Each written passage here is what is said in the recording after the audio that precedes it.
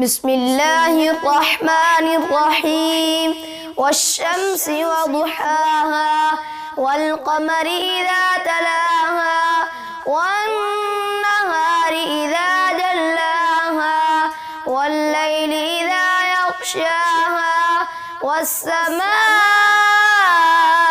وما بناها والأرض وما طحاها ونفس وما سواها فألهمها فجورها وتقواها قد أفلح من زكاها وقد خاب من دساها كذبت ثمود بطغواها إذ انبعث أشقاها فقال لهم رسول الله ناقة الله وسقياها فكذبوه فعقروها فدمدم عليهم ربهم بذنبهم فسواها ولا يخاف عقباها.